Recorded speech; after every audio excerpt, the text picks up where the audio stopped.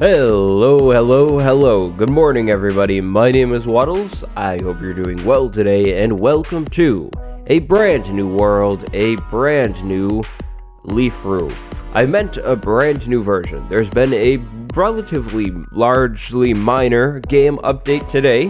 Version 1.14.2 has released over on the Java edition. In this video, we're going to break down the few features and changes that have occurred in this update so you know what to expect when you load your world up into this version. As always, if you enjoy the video, do me a favor, drop a like and maybe even subscribe. We'll definitely be updating the Minecraft guide world to 1.14.2 probably in like episode 18 or so.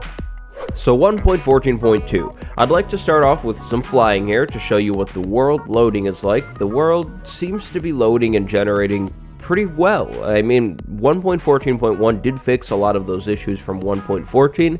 The 1.14 chunk loading was just rough, and yeah, chunk loading seems to be going well in this version, which is good. You don't have to worry about that. There have been some relatively large issues with lighting as well. Because of those issues, if you load an old world into 1.14.2, all light will be recalculated. There has been an addition to the F3 screen. You can now find the server-side chunk count in the debug screen.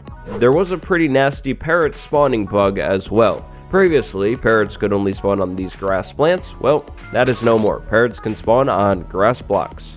But to be clear, you will need to be in a jungle to spawn the parrots, not in the savannah or anything like that, the jungle biome. We have an adjustment to raid spawning as well. This change shouldn't really change all that much at all, especially if you play with a higher up render distance, but raid members can now only spawn in loaded chunks. Previously, raid members could spawn in unloaded chunks and sort of get stuck there, just frozen in this area of non-existence. Well, that's not the case anymore. Now, there has also been a change to the bell. Bells can now detect mobs up to 64 blocks away instead of 48. 48 was the number before, 64 is the new number now. This should help you find the raiding mobs if they're on the outskirts of your town, or if you just have a large town.